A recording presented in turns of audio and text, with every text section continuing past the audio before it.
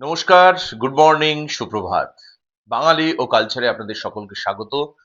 রণজয় মুখোপাধ্যায়।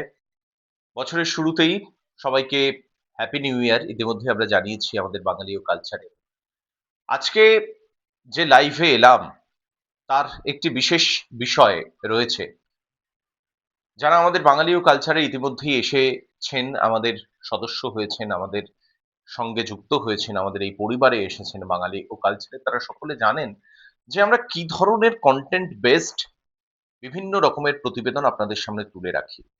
যেহেতু বাঙালি ও কালচার অবশ্যই আমাদের রাজ্য, আমাদের পশ্চিমবঙ্গ, আমাদের তিলোত্তমা নগরী, ৩০০ বছর পেরোনো শহর কলকাতার নানান রকমের চর্চা তো থাকেই, এবং সেই সঙ্গে আমাদের দেশ তথা বিদেশের বিভিন্ন কিছু যখন যেখানে যে কোনো রকমের ঘটনা, বড়সড় ঘটনা ঘটছে, সে ঘটনা কিন্তু আমরা তুলে ধরি বাঙালি ও কালচারে। সেটা আমাদের পরিবারে যারা রয়েছেন তারা জানেন, আর আগামী সময়ে যারা আমাদের এই ছোট্ট যে টিম রয়েছে, একটি টিম রয়েছে আমাদের এই প্রতিবেদন তৈরি করবার জন্য, এবং আপনারা যুক্ত হয়েছেন, আরো অনেকে আগামী সময়ে যুক্ত হবেন এই প্রত্যাশা আমরা রাখতেই পারি। এবং আমাদের খুব ভালো লাগছে বছরের শুরুতে এই কথা বলতে, লাইভে আসা এই কারণেই যে শুধুমাত্র আমাদের বাংলা কলকাতা রয়েছে, সেখান থেকে প্রচুর মানুষের আমরা পরামর্শ পাচ্ছি, মতামত পাচ্ছি, তাদের ভালো লাগা ভালোবাসার কথা তারা বলছেন, আমাদের পাশে থাকার আশ্বাস তারা দিয়েছেন, দিচ্ছেন, এবং বিভিন্ন বিষয় নিয়ে আমাদের যে এই চলাচল, সেই বিষয়টাকে তারা কিন্তু ভীষণ ভালোভাবে অনুধাবন করছেন। প্রথমেই যে কথাটা, আমাদের যারা সাবস্ক্রাইবার রয়েছেন তারা জানেন যে আমরা অযথা কোনো খবরকে বা কোনো প্রতিবেদনকে টেনে বড় করি না। যখন যেখানে যেমন ঘটনা ঘটছে, সেই ঘটনা উপযুক্ত তথ্য সহযোগে আপনাদের সামনে আমরা ডেলিভার করি, আমরা প্রেজেন্ট করি, এবং সেখান থেকেই একদিকে যেরকম সচেতনতা থেকে শুরু করে আমাদের যদি কোথাও সতর্কতার প্রয়োজন হয়, সেখানে আমরা সতর্ক হয়ে যেতে পারি আগে ভাগে। আবার এমন কিছু ঘটনা, যে ঘটনা হয়তো আমাদের জীবনে সরাসরি না হলেও ইনডিরেক্টলি বা পরোক্ষভাবে তার একটা প্রভাব পড়তে পারে, এবং সেখান থেকে আমরা আমাদের জীবন সম্পর্কে, আমাদের পরিবার সম্পর্কে, আমাদের বেঁচে থাকা, আমাদের জীবন চালানো, এই বিষয়গুলোকে যাতে আমরা খুব একটা বাঁধনের মধ্যে নিয়ে আসতে পারি, বাঙালি ও কালচার সেই কাজটাই করে চলেছে।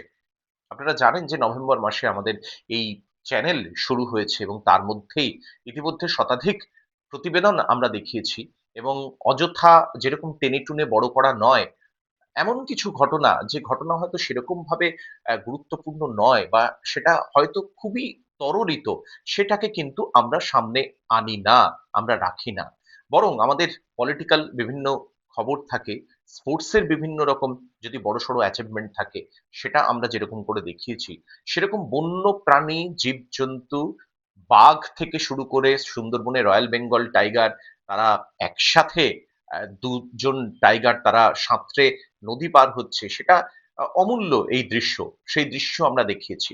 হাতি যেভাবে তার যারা বন্ধুভাবাপন্ন যারা জন্তু রয়েছে তাদেরকে কিভাবে সাহায্যের হাত বাড়িয়ে দিচ্ছে প্রতিকূল পরিস্থিতিতে, যেখানে বন্যা হয়েছে সেখান থেকে গরুকে বাঁচাচ্ছে, সেখান থেকে হরিণকে বাঁচাচ্ছে, কুমিরের হাত থেকে বাঁচাচ্ছে, সেই বিষয়গুলো আমরা তুলে ধরেছি।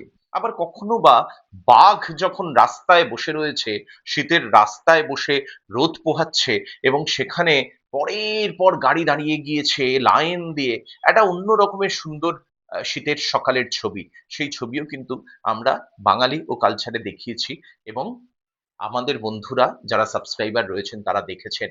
অনেক অনেক মানুষ তারা তাদের মতামত জানিয়েছেন, তাদের ভালো লাগার কথা জানিয়েছেন। আবার যখন বাগেশ্বর বাবা, তিনি যখন আমাদের এই শহর কলকাতায় এলেন, এয়ারপোর্ট বিমানবন্দরে পা রাখলেন, সে খবর আমরা দেখিয়েছি। সেখান থেকে তিনি ব্রিগেডে গেলেন বাগেশ্বর বাবা। সেখানে যে লক্ষ্যকণ্ঠে গীতা পাঠের আয়োজন করা হয়েছিল, সেই গীতা পাঠ অনুষ্ঠানে যোগ দিয়েছিলেন বাগেশ্বর বাবা। প্রতিবেদন আমরা দেখিয়েছি সেই জায়গা থেকে। আমরা দেখিয়েছি পিসি সরকারের মেয়ে মৌবুনি সরকারের যেভাবে বিবাহ হয়েছে, সেই বিবাহ বন্ধনের ছবি, তার প্রস্তুতি পর্ব, সেটাও আমরা দেখিয়েছি, এবং হাজার হাজার মানুষ কিন্তু দারুণভাবে সেই দৃশ্য তারা উপভোগ করেছেন, আমাদেরকে জানিয়েছেন। আমরাও ভীষণভাবে প্রত্যেককে, প্রত্যেকের কাছে যারা দেখছেন, যারা মতামত জানাচ্ছেন, যারা পাশে রয়েছেন, তাদের কাছে আমরা ভীষণ ভীষণভাবে কৃতজ্ঞ। এভাবে আমাদের একদম নতুন একটা চ্যানেল যেভাবে আপনারা পাশে রয়েছেন, সত্যি অভাবনীয়ভাবে আমাদের তরফ থেকে ধন্যবাদ এবং কৃতজ্ঞতা। আমাদের চোখ কিন্তু কখনো থেমে থাকে না। আমাদের যে ছোট্ট টিম রয়েছে সেই টিম কিন্তু সবসময় খুঁজে বেড়ায় এমন কিছু ঘটনা, এমন কিছু ব্যতিক্রমী ঘটনা, কারো হয়তো সেই বিষয়টা, যার হয়তো যেই জায়গা, যেই যোগ্যতা রয়েছে, সেই সম্মান পাওয়ার কথা ছিল, সেই সম্মান হয়তো সে পায়নি। সেই বিষয়েও কিন্তু আমাদের চোখ চলে যায় সঙ্গে, সঙ্গে। আমরা কিন্তু সেদিকেও কিন্তু থেমে থাকি না। বাঙালি ও কালচারের কলম কিন্তু সেভাবে থেমে থাকে না। আমি বলব একজন বর্ষীয়ান অভিনেতার কথা, যিনি বাংলার প্রত্যেকটা মানুষের কাছে একজন ক্যারেক্টার আর্টিস্ট হিসেবে তার ভীষণভাবে জায়গা রয়েছে মনের মধ্যে। তিনি হচ্ছেন কল্যাণ চট্টোপাধ্যায়। বয়সজনিত কারণে দীর্ঘদিন তিনি বাড়িতে অসুস্থ অবস্থায় ছিলেন। তারপরে হাসপাতালে তিনি গিয়েছিলেন। যেই মানুষটা উত্তম কুমার থেকে শুরু করে, সৌমিত্র চট্টোপাধ্যায় থেকে শুরু করে, প্রসেনজিৎ চক্রবর্তী বা ঋতুপর্ণা সেনগুপ্ত থেকে শুরু করে তাপস পাল, বিভিন্ন প্রথিতযশা স্বনামধন্য বাংলার অভিনেতা অভিনেত্রীদের সঙ্গে স্ক্রিন শেয়ার করেছেন বড় পর্দায়, সাফল্যের সঙ্গে অভিনয় করে গিয়েছেন, মানুষের মনে জায়গা করে নিয়েছেন তার অভিনয় দক্ষতায় কল্যাণ চট্টোপাধ্যায়। তার শেষের সময় কেউ ছিল না। প্রসেনজিৎ ছিলেন না, ঋতুপর্ণা সেনগুপ্ত ছিলেন না, চিরঞ্জিত ছিলেন না। কোনো টলিউডের অভিনেতা অভিনেত্রী পরিচালককে দেখা যায়নি। বুদ্ধদেব গুহ থেকে শুরু করে মৃণাল সেন বা সত্যজিৎ রায়ের অত্যন্ত আস্থাভাজন ছিলেন এই কল্যাণ চট্টোপাধ্যায়। তার শেষ সময়টা এভাবেই কাটলো। কিন্তু বাঙালি ও কালচার চোখ বুজে থাকেনি, সে কথা আমরা দেখিয়েছি আপনাদেরকে। আমাদের প্রচুর ভিউয়ার, তারা এই বিষয়টি দেখেছেন, তারা তাদের মতামত জানিয়েছেন, তাদেরকেও অজস্র ধন্যবাদ। হুমায়ুন কবির বেশ কিছুদিন ধরে ভীষণভাবে বিতর্কিত ছিলেন, তৃণমূল কংগ্রেসের ভরতপুরের বিধায়ক, এবং তাকে একাধিকবার সাসপেন্ড করা হয়েছিল দলের তরফ থেকে।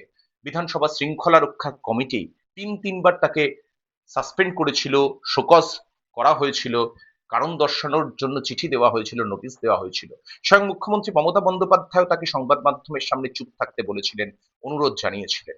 কিন্তু থোড়াই কেয়ার, সেই সব কিছুকে সম্পূর্ণভাবে ধূলিসাৎ করে দিয়ে দলের বক্তব্যকে না মেনে তিনি তার আপন পথে চলেছিলেন। এবং যে ঘটনা ঘটল, যখন বহরমপুরে মুখ্যমন্ত্রী মমতা বন্দ্যোপাধ্যায় তার জনসভায় যাচ্ছেন, সেখানকার স্থানীয় বিধায়ক হিসেবে ভরতপুরের হুমায়ুন কবির পৌঁছেছেন, শহর কলকাতায় একই সময়ে ফিরহাদ হাকিম তৃণমূল ভবনে সাংবাদিক সম্মেলন করে হুমায়ুন কবিরকে সাসপেন্ড করে দিলেন। এবং সেই জায়গা থেকেই হুমায়ুন কবির ঘোষণা করলেন, সভাস্থল থেকে মমতা বন্দ্যোপাধ্যায় সভাস্থল থেকে তিনি বেরিয়ে এলেন, এবং তখনই তিনি সংবাদ মাধ্যমের সামনে ঘোষণা করলেন যে 22শে ডিসেম্বর নতুন দলের ঘোষণা করবেন তিনি, বাবরি মসজিদের শিলান্যাস হবে, এবং এভাবেই হুমায়ুন কবির 2026 সালের নির্বাচনে যে বড়সড় ভূমিকা নেবে তিনি এবং তার দল, সে কথা কিন্তু সগর্বে ঘোষণা করেছিলেন হুমায়ুন কবির। প্রত্যেকটা বিষয় উপযুক্ত তথ্য সহ, তাদের বক্তব্য বাইট সহ আমরা দেখিয়েছি বাঙালি ও কালচারে। আমরা ভ্লাদিমির পুতিন যখন তিনি দিল্লিতে এলেন, প্রধানমন্ত্রী নরেন্দ্র মোদীর সঙ্গে একাধিক বৈঠক করলেন, কূটনৈতিক আন্তর্জাতিক পর্যায়ে যে আলোচনা হলো ভারতবর্ষের সঙ্গে, সূত্রের খবর অনুযায়ী বেশ কিছু তথ্য বেরিয়ে এলো। সেই সমস্ত কিছু আমরা একের পর এক প্রতিবেদনে দেখিয়েছি। ভ্লাদিমির পুতিন আসা থেকে শুরু করে একাধিক বৈঠক এবং তার চলে যাওয়া পর্যন্ত সবিস্তারে আমরা কিন্তু সবকিছু দেখিয়েছি। এবারে বলবো রজনীকান্তের কথা। দক্ষিণের অত্যন্ত নামী একজন অভিনেতা, দাপটের সঙ্গে অভিনয় করেছেন। Rajinikanth lifetime achievement award পেলেন। আমরা দেখিয়েছি, সবিস্তারে সেই ছবি দেখিয়েছি, তার বক্তব্য আমরা শুনিয়েছি। আমাদের অত্যন্ত প্রিয় একজন বলিউডের অভিনেতা ধর্মেন্দ্র 2025-এর শেষের দিকে তিনি প্রয়াত হলেন। আমাদের বাঙালি ও কালচারের তরফে ট্রিবিউট ছিল, শ্রদ্ধার্ঘ্য ছিল ধর্মেন্দ্রর প্রতি।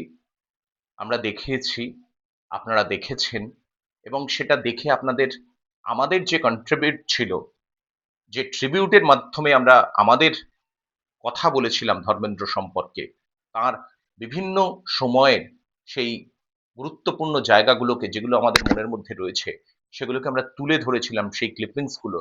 সেটা যে আপনাদের ভীষণ ভালো লেগেছে সে কথা আমরা জানতে পেরেছি। এভাবেই আমরা বছর শেষে 31 ডিসেম্বর, আপনারা সকলেই জানেন যে গিগ ওয়ার্কাররা তারা তারা স্ট্রাইক করেছিল ভারতবর্ষব্যাপী। তারা মেট্রো সিটিগুলোতে তারা স্ট্রাইক করেছিল। এই সুইগি, জোম্যাটো, খাবার ডেলিভারি যে সংস্থাগুলো রয়েছে, ফুড ডেলিভারি সংস্থার যারা কর্মী রয়েছে, তাদের সঙ্গে যে আচরণ করা হয় কোম্পানিগুলোর তরফে, সেটা অমানবিক। 10 মিনিটের মধ্যে তাদের খাবার ডেলিভারি করবার প্রথা রয়েছে, জিনিসপত্র ডেলিভারির কথা রয়েছে।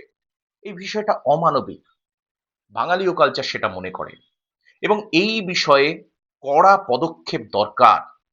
প্রচুর ছেলেরা, এখন মেয়েরাও শুধু রুটি রুজির জন্য, বাড়িতে হয়তো বৃদ্ধ মা বাবা রয়েছে, তাদের ওষুধের বিস্তর খরচ রয়েছে, ছোট্ট ছোট্ট ছেলে মেয়ে রয়েছে, তাদের পড়াশোনার খরচ রয়েছে, এতগুলো মানুষের 4 জন 5 জন 6 জনের সংসার রয়েছে, তাদের পেট চালানোর দায়বদ্ধতা থাকে এক একটি ছেলের ওপর।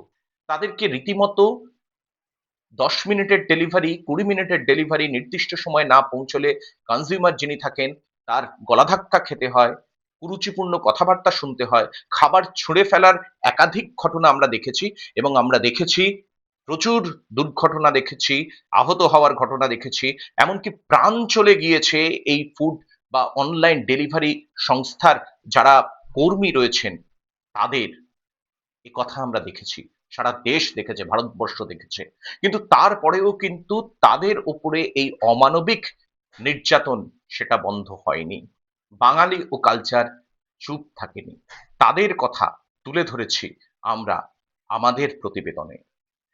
এভাবেই চলছে বাঙালি ও কালচার। আপনাদের ভালোবাসা, আপনাদের পাশে থাকা, আপনাদের সহযোগ, আমরা এটুকুই চাই আপনাদের কাছ থেকে। এবং যেভাবে আমরা এগিয়ে চলেছি, সেখানে যদি কোনো রকম ভুল ত্রুটি, ভুলভ্রান্তি থাকে, তাহলে অবশ্যই আমাদেরকে জানাবেন। আমাদের যে ছোট্ট টিম, এটুকু বলতে পারি তারা নিরলসভাবে কিন্তু চেষ্টা করে চলে, কাজ করে চলে শুধুমাত্র মানুষের কথা ভেবে। আমরা নিরপেক্ষ নই, আমরা মানুষের পক্ষে। আর এভাবেই আমরা কাজ চালিয়ে যাব।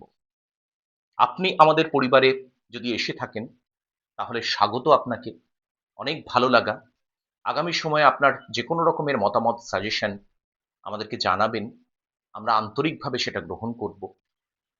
যারা এখনো পর্যন্ত আমাদের পরিবারে আসেননি, যুক্ত হননি, তাদের কাছেও একান্ত অনুরোধ আমাদের তরফ থেকে, রণজয়ের তরফ থেকে, বাঙালি ও কালচারের পরিবারে আসুন, যুক্ত হন। আমরা সবাই মিলে এক সুন্দর সমাজ গড়বার দিকে এগিয়ে যাই। আজ এই পর্যন্তই। ভালো থাকুন সকলে। নতুন বছর দারুণ কাটুক সকলে। নমস্কার।